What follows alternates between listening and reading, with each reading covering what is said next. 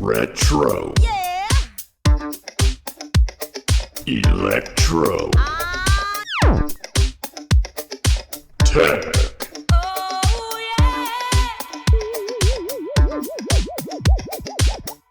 Hey, turn the lights back on. Wow. Retro electro tech. When real audio ruled the world. Well, hello there once again, ladies and gentlemen. This is Retro Ernest of Retro Electrotech. And here on the bench we have a Sansui 3900Z as in Z. So this is a 40 watt per channel into 8 ohms stereo receiver from right about 1980 or 1981, thereabouts. And this came to me with a complaint that we have a dead channel. So I have the cover removed, and that's all I've done thus far. And you can see it has one of these simulated wood grain metal covers that I have propped up there. And there you go. So what I'm going to do is position the camera so we can see the current limiter or dim bulb tester, and we'll see what there is to see and go from there. So let's get to it. So what we are looking at here is known as a current limiter, sometimes also referred to as a dim bulb tester, but we'll just go with current limiter because that's exactly what we're going to be doing during this initial safe power up, is limit the amount of current to this, well in this case, stereo receiver, or what we sometimes refer to as a device under test. And why do I want to limit the current to this device under test? It's because this is an unknown piece of equipment. I don't know how it's going to perform, if it's going to try to fail. I have the customer complaint to go by that we have a dead channel, so we might have something shorted out. So I want to initially starve this stereo receiver device under test of current. Think of a forest fire. What does a forest fire need to become a big, bad, nasty forest fire? It needs fuel. It needs material to burn. It needs oxygen. So if something's going to go wrong in here, kind of like that forest fire that needs its fuel to burn and go out of control, if something's going to go wrong, especially something catastrophic, like for example, let's say one of the big filter capacitors, bulk capacitors in the power supply decides to short out when I power it up. Well, it's going to need to draw heavy current to do that. It needs fuel for that fire. So typically when there's a shorted component or something's going wrong, there's a heavier current draw. So if you starve it of that ability to draw on that current that it needs to go into meltdown mode, so to speak, it's not going to go south in such a bad way or in such a bad manner because we're starving it of that fuel. So the way that that's being done is that those bulbs there have filaments, obviously. So the filaments act as a resistive element, of course, to limit the amount of current that that device under test is able to source or utilize, whatever. So initially, yes, we want to starve it of current. So I'm going to start out by bringing in the smallest wattage bulb. Okay, so that little 40 watt bulb there, I'm going to start with that. So what should happen is, initially when I power it up and the capacitors in the power supply, the big caps, filter caps, come up to charge, that bulb there should glow brightly while they're coming up to charge. And then once they've reached charge, then the bulb will start to dim down, and it should just kind of level off. If it goes bright and stays bright, then that's indicative of a problem because something is trying to draw a heavy current. Okay, there's probably a short or something is going on. So that's that. So I'm not going to go into any deeper of an explanation than that. I think that's enough, but I at least wanted the customer to know what's going on, what we're looking at. I have the unit plugged in, as you can see. Let me go ahead and bring in the 40 watt bulb, and then I'm going to power it up now. I'm going to click the switch, and yeah, that's not good. So you can see that bulb went bright and it is not going down. So let me go ahead and shut this unit off. Yeah, that should have dimmed down. So let me go ahead and reposition the camera, take a look inside. As I mentioned earlier, let me just go ahead and pan down and back out a little bit. As I mentioned earlier, and as you can obviously see, I already took the top off in anticipation of going in and just taking a look and doing my inspection and all that stuff. Initially, I glanced in there a little bit, and I noticed some things right off the bat that I didn't like as far as some work that had been done. I also noticed that when I pulled the cover off, it was missing 2 of the 4 screws. So somebody was in here doing work is the point that I'm trying to get across. So I'm going to point some things out right now, and we saw that we have an obvious short based on the results of the power up and the dim bulb tester and all that, or current limiter. But anyways, let's go ahead and take a look inside and see what we have going on. All right, so before I start pointing things out, as far as some work in here that's been done that I noticed, of which I'm not crazy about, let me go ahead and get the meter on the speaker terminals there. Check our DC offset, and I'll start from left to right. So let me see here. All right. And we're looking good on the left channel there.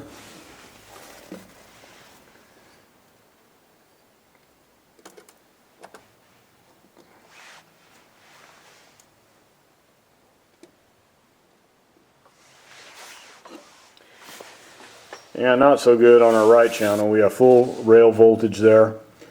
Well, I still have this unit sitting on the current limiter, so we're showing what, 36 volts. We should have about 45. Nonetheless, we have a shorted right channel.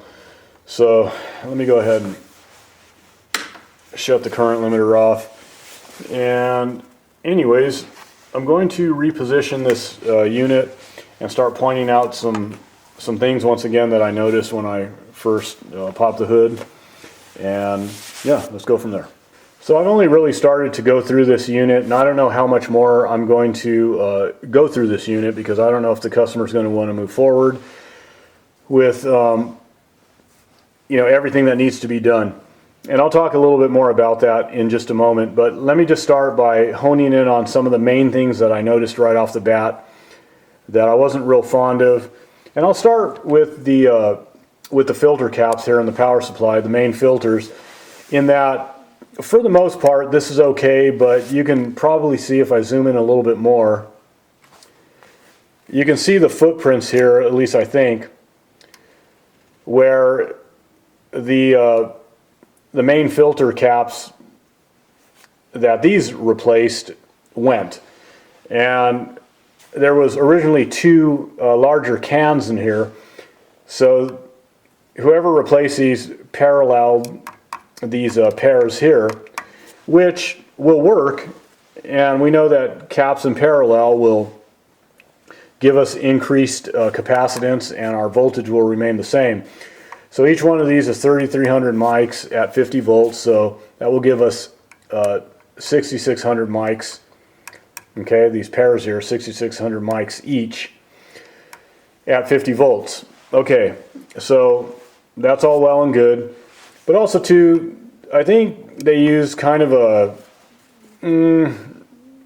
off-brand, kind of middle-of-the-road cap. I don't know much about the brand.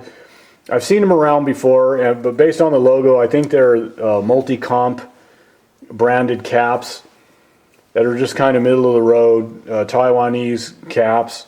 I'm sure in this application they're just fine, but as far as the longevity of these caps and, as far as quality control is concerned, I don't know enough about them, but I would have chose to go with, a well-known, high-quality, top-notch cap, something like Nichicon or whatever, in these 2 positions, which, there's now 4 caps here, paralleled pairs. So there's that. But that's really not the worst of things, and let me go ahead and move on and point out some other things.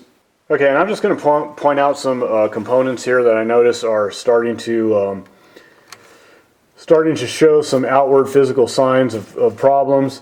And this has nothing to do with the work that was performed by the individual or individuals in here that were just kind of tinkering around and doing what I am going to refer to as substandard work. Like these caps here, I don't know if you can tell. I can't zoom in any closer, unfortunately, because it'll start to blur. But you might be able to tell that the tops of these caps here are starting to bulge. Let me bring a magnifying glass in here. You might be able to see a little bit better. At the angle that we're zoomed in on, I don't know if you can tell, but yeah, they're starting to bulge a little bit at the tops. Okay, and I'm sure there's some other ones too. I haven't gone through and really looked around. There may be some other ones. As a matter of fact, I know there's one over here. That cap right there, the top is bulged on it. Okay, it's a lot easier to see in the real world here, but anyways, so there's some bulging caps, and also too, let me reposition the unit yet again. So we're looking at the output transistors mounted to the heatsink. This is the original pair on the right channel, that of which are shorted out. And the original pair were, starting with this one, this is a 2SC2577. This is a 2SA1102. Again, the bad channel. Over here, these were replaced, and I can't really tell what they are. In fact, I had to wipe these transistors off, especially these over here. They had a lot of heatsink compounds smeared on them and all that. These over here, I know they're not the originals, but I can't really make out exactly what they are. I'd have to get my magnifier, go in there and clean them off a little bit more. I could tell they're not the originals, but I don't know exactly what they are. It doesn't really matter at this point because I'm not at that stage where I'm verifying what they are and whether or not this pair of transistors was appropriately spec'd for the circuit. I don't know yet, and I don't know if they're appropriately matched and all that jazz. But the thing that I do want to point out is that you can see that the heatsink compound was just, it wasn't applied in a nice, neat, and tidy manner. This heatsink compound is smeared all over the place. It looks like, it was kind of arts and crafts day and somebody was in there finger painting with it, and that's okay. I'm not trying to insult anybody when I bring this kind of stuff up. I'm being hired to go in and perform an honest evaluation assessment, so I am going to point out things like that. I don't think it was the customer that was in here doing the work, although if it was, that's his business. This is his piece of equipment. He's free to do what he wants with it. But this is also a receiver that's multiple decades old. There could have been a lot of hands in it over the course of time. And sometimes people don't go in and do work like this with bad intentions. Sometimes they just don't have the knowledge, skills, tools, and all that. Sometimes they try to do the best that they can to get things working again, and there you go. But sometimes I do see stuff that you could tell it was just really hacked up, that the person or people that were in a piece of equipment working on it over time just didn't give a crap. The type of work that was performed raises the red flag to me that probably as I go through I'm going to find other things. For example, the bad channel. How did that happen in the first place? Yes, sometimes output transistors just poop the bed, but usually there's an underlying cause.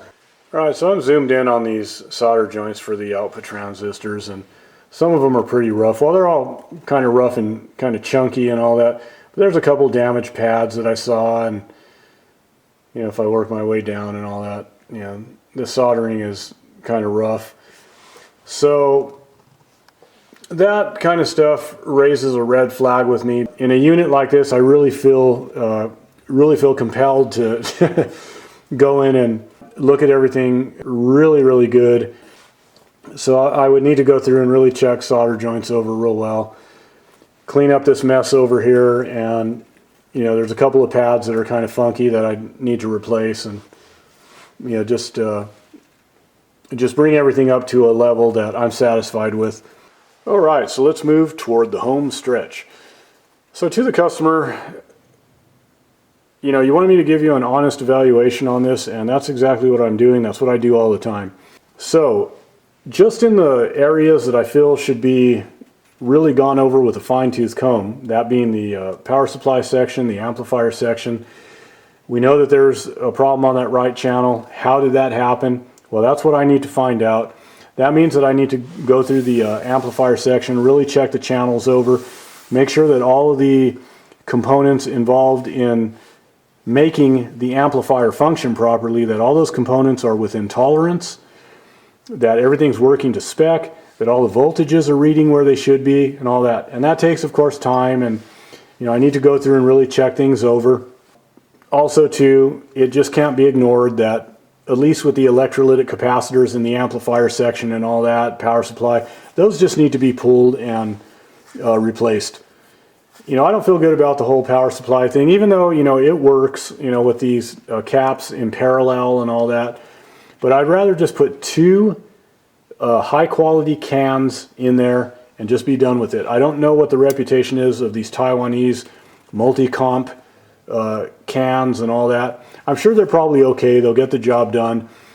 I want to make sure that all the components are within tolerance, that all the components are top-notch replacements, things that I need to replace, and that there's some longevity factor there. And there you go. So all of these old pieces of equipment need work. It's not just your receiver. They all need work now that they're multiple decades old. Some need more work than others because, you know, again, there's been hands in here that shouldn't have been in here that have been, you know, kind of tinkering around. Who knows what else I'm going to find? I really don't know at this point. But what I do know so far really needs attention, and it needs to be done and refurbished properly and all that. So there you go, there's that. And I'm just going to end it here. And as I always say, guys, peace, love, music, and the vintage audio that brings it to your ears. Till next time, y'all take care. This has been a Spinning Head production.